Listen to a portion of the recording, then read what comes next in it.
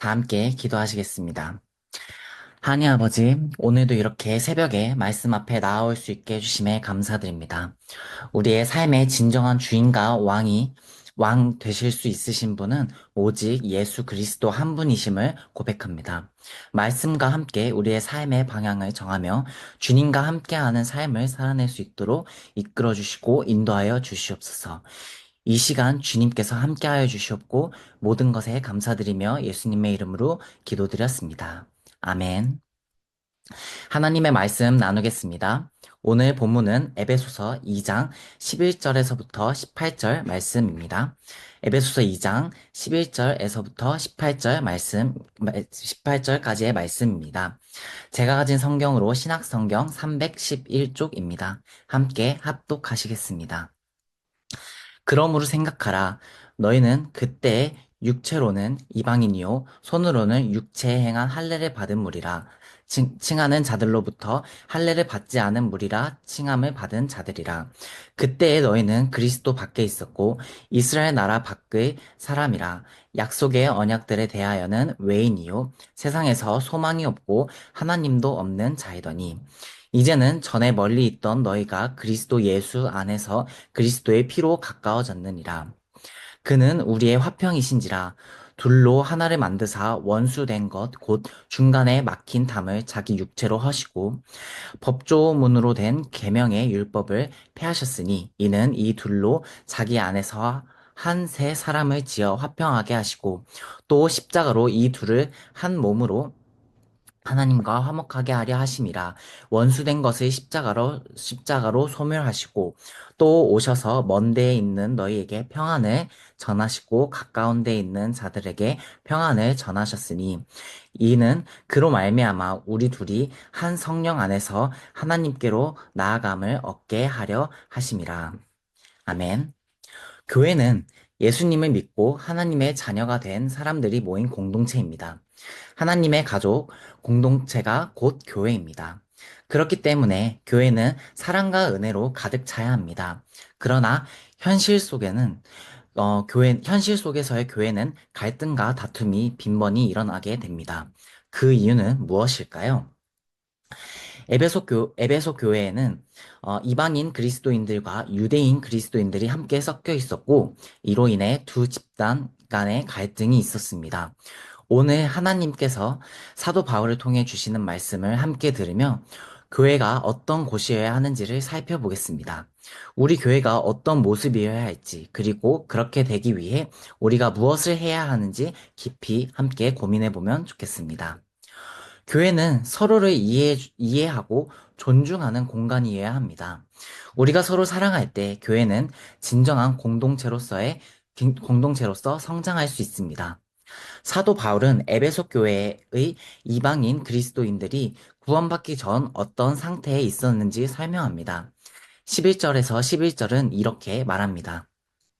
그러므로 생각하라. 너희는 그때 육체로는 이방인이요 손으로 육체에 행한 할례를 받은 무리라 칭하는 자들로부터 할례를 받지 않은 무리라 칭함을 받은 자들이라. 그때에 너희는 그리스도 밖에 있었고 이스라엘 나라 밖의 사람이라. 약속의 언약들에 대하여는 외인이요 세상에서 소망이 없고 하나님도 없는 자이더니 에베소 교회의 이방인 그리스도인들은 혈통적으로 이방인이었고 할례를 받은 유대인들에게 멸시와 조롱을 당하였습니다. 그들은 그리스도 밖에 있었고 이스라엘과는 관계가 없었습니다. 하나님이 주신 약속의 언약과도 무관하였다고 할 수 있습니다. 이 말씀은 에베소 교회의 이방인 그리스도인들에게만 해당되지 않습니다. 오늘날 우리 역시 과거에는 모두 그런 상태였습니다. 에베소서 2장은 그는 허물과 죄로 죽었던 너희를 살리셨도다 라는 문구로 시작됩니다. 이 말씀처럼 이방인 그리스도인은 허물과 죄로 인해 죽었던 존재였습니다. 우리는 죄와 허물로 인해 죽어 있었고 하나님과는 전혀 상관없는 사람들이었습니다. 그러나 하나님은 그런 우리에게 은혜를 베푸셔서 구원해 주셨고 하나님의 자녀 삼아 주셨습니다. 이러한 은혜는 우리가 어떤 삶을 살아야 하는지를 알려줍니다. 하나님은 우리에게 하나됨을 원하십니다. 그러나 하나됨은 결코 쉬운 일이 아닙니다. 그럼에도 불구하고 우리는 하나 되기를 위해 노력해야 합니다. 이는 우리가 죄와 허물로 죽어 있었고 그리스도 밖에 있었던 사람들이 오직 하나님의 은혜로 구원을 받았기 때문입니다. 하나님이 우리에게 새로운 생명을 주셨으니 우리는 주인인 하나님이 원하시는 대로 살아가야 합니다. 13절은 이렇게 말합니다. 이제는 전에 멀리 있던 너희가 그리스도 예수 안에서 그리스도의 피로 가까워졌느니라. 사도 바울은 이방인 그리스도인이 구원받은 것을 그리스도 예수 안에서 그리스도의 피로 가까워졌다라고 표현합니다. 이는 그들이 유대인 그리스도인과 가까워졌다는 의미입니다. 유대인과 이방인은 서로 조롱하고 멸시하던 사이였으나 이제 그리스도 예수 안에서 하나가 되었습니다. 이는 인류 역사상 가장 하나 되기 어려운 유대인과 이방인 간의 관계가 변하게 된 것입니다. 그리스도 안에서는 누구도 하나 되지 못할 대상이 없습니다. 우리가 하나 되지 못하는 것은 예수 그리스도의 하나 되게 하심을 거스르는 악한 행위라고도 할 수 있습니다. 교회의 하나됨을 방해하는 요소가 무엇인지 생각해 보십시오. 정말로 그것이 죽음조차 끊지 못한 예수님의 십자가 보혈로도 하나됨을 방해하고 있는지 우리는 돌아봐야 합니다. 14절에서부터 14절은 이렇게 말합니다. 그는 우리의 화평이신지라 둘로 하나를 만두사 원수된 것 곧 중간에 막힌 담을 자기 육체로 하시고 법조문으로 된 계명의 율법을 폐하셨으니 이는 이 둘로 자기 안에서 한 새 사람을 지어 화평하게 하시고 또 십자가로 이 둘을 한 몸으로 하나님과 화목하게 하려 하심이라 원수된 것을 십자가로 소멸하시고 또 오셔서 먼 데에 있는 너희에게 평안을 전하시고 가까운 데 있는 자들에게 평안을 전하셨으니 예수님은 우리의 화평 되십니다. 그는 유대인과 이방인 사이에 가로막힌 담을 자신의 육체로 허무셨습니다. 서로 원수 같던 이들이 이제는 평화를 이루게 되었습니다. 예수님은 이 둘을 하나로 만드시고 하나님과 화목하게 하셨습니다.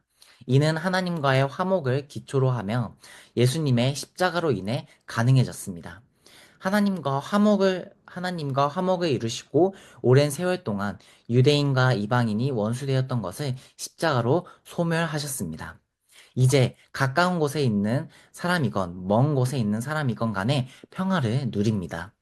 요약하자면 예수님은 원수 관계에 있던 유대인과 이방인 사이에 존재하던 모든 담, 즉 종교, 언어, 인종, 감정 등 그 둘 사이를 가로막고 있던 모든 것들을 허물어 버림으로써 둘을 하나 되게 하셨습니다. 그럼으로써 두 당사자 사이에 화평을 이루고 더 나아가 하나님과 화목을 하게 하셨습니다. 원수가 원수가 하나 된 것이 유대인과 이방인 사이에만 있지 않습니다. 오늘 우리 교회에도 동일하게 일어납니다.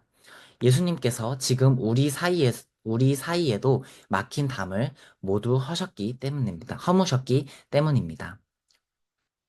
18절은 이렇게 말합니다. 이는 그로 말미암아 우리 둘이 한 성령 안에서 아버지께 나아감을 얻게 하려 하심이라. 유대인과 이방인 그리스도인은 예수 그리스도로 말미암아 한 성령 안에서 아버지께 나아갈 수 있게 되었습니다. 이는 우리가 거룩한 성전에 나아가는 것을 의미합니다. 거룩한 하나님께 나아가기 위해서는 우리가 하나 되어야 합니다.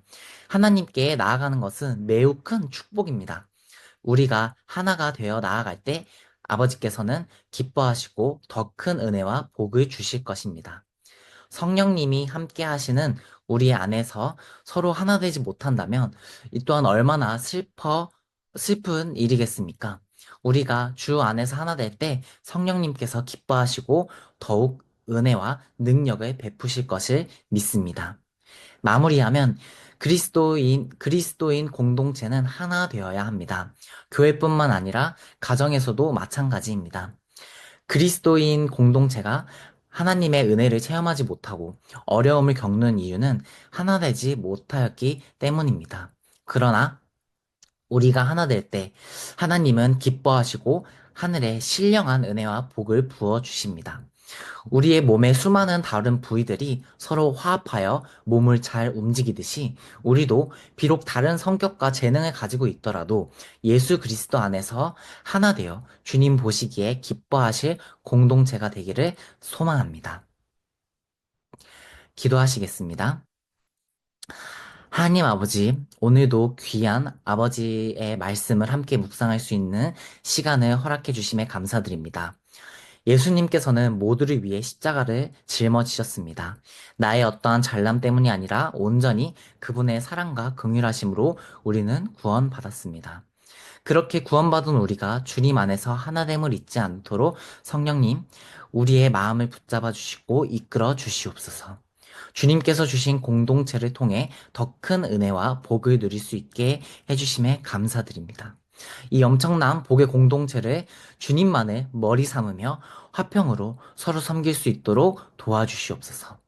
예수님의 이름으로 기도드렸습니다. 아멘.